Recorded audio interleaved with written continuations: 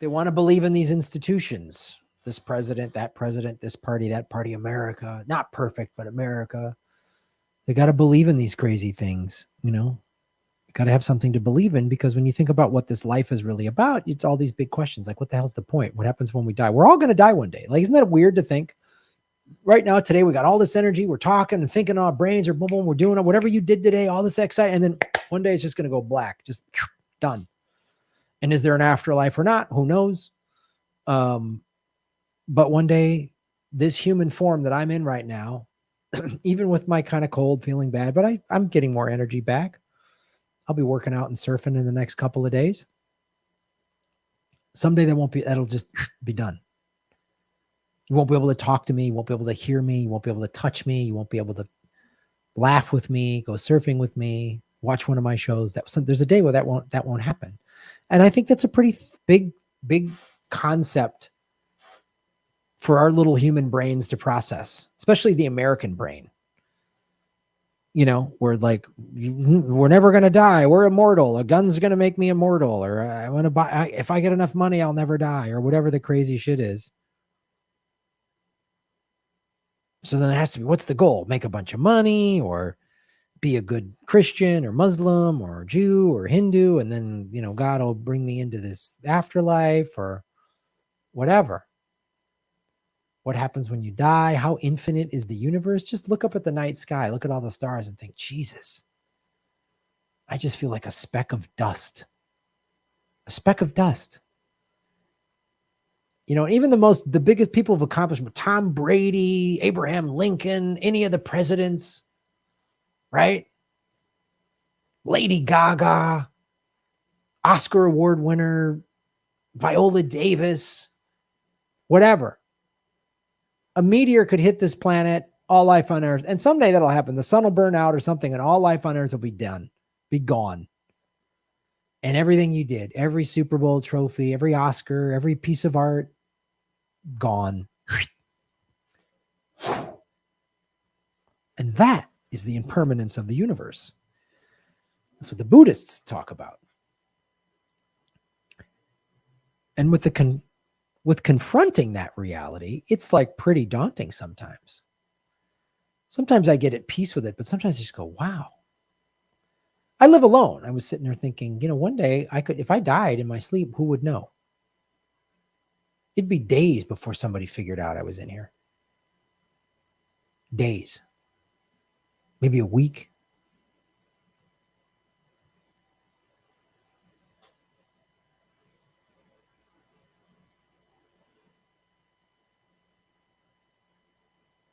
And what happens when I die?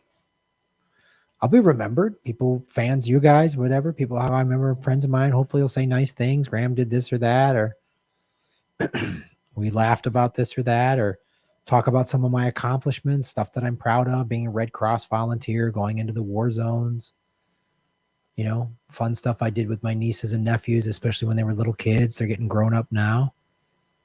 But someday I'll be gone. And that's like really daunting. I won't be able to surf anymore. Won't be able to make people laugh anymore. So you want to cling to something. Religion comes in. Oh, if you pray to this person and that, then this is what happens when you die. And whatever it is, even if it's the hippies with karma or whatever, that's a Hindu thing typically. Reincarnation, you know, Buddhists do that a little bit. So religion comes in, governments come in, tell you it's going to be like this, this, and this. And it makes people go, oh, okay.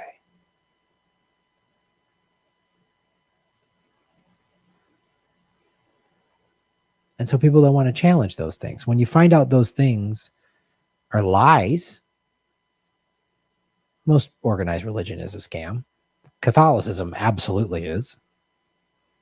I'm more of a Buddhist. Of all the religions I've studied, Buddhism speaks the most to me, but am I like a practicing Buddhist that goes to a temple? I've tried to do that, but then there's always human beings there getting mad at me because I didn't meditate correctly or whatever.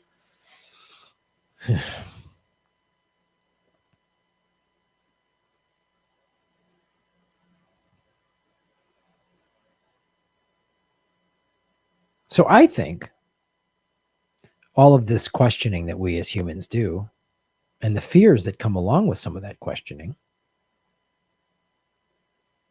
people in power prey upon this.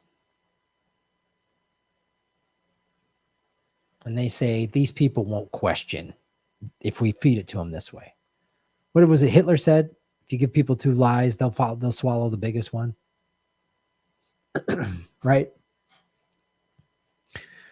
We want our monsters, our bad guys to look that. We want a pedophile to be some creepy guy in a trench coat driving around a van around a playground or something. We don't want them to be like presidents and women and the ruling elites and people, moms and sisters and dads, and we don't want that. We want our bad guys to have fangs and that guy looks evil. You know, if it was so hard for people to believe Ted Bundy was who he was, he's a good-looking guy, man. What does he need to do that for? He bamboozled these women into thinking that he was a good guy. He doesn't look like a bad guy.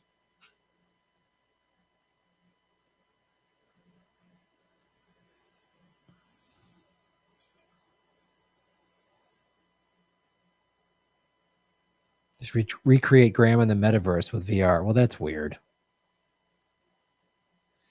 Tonight's karaoke is Kansas. That's in the wind. You got that right. Matt S. Shave your knuckles for justice. Thank you for supporting us at rockfin.com/Graham Elwood. When confronted with mortality like you are now, many shut down and say, fuck it.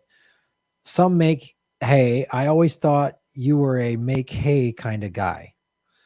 I'm not sure I quite understand the make hay, but I liked talking about it because it's going to happen. It's an inevitability.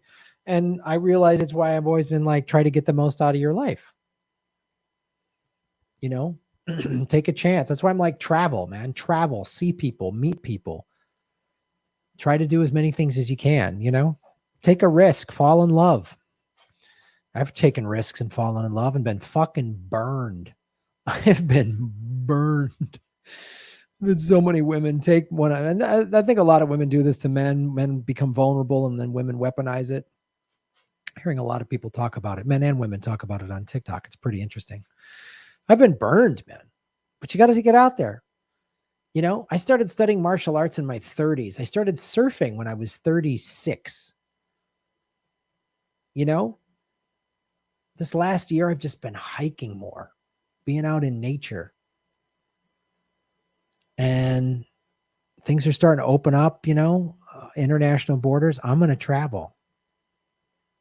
I want to see the world. I want to go to Ireland because my family's from there. I've never been to Ireland. My ancestors are from there, and I keep being drawn to it. So I'm going to go.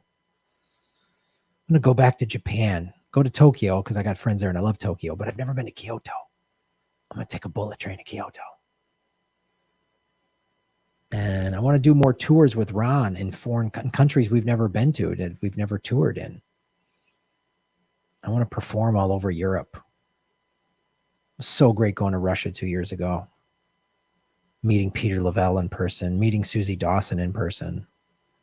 So I'm going to see the world and get the most out of it and meet interesting people. And when I'm around toxic shitheads, I'm just going to say bye, move on.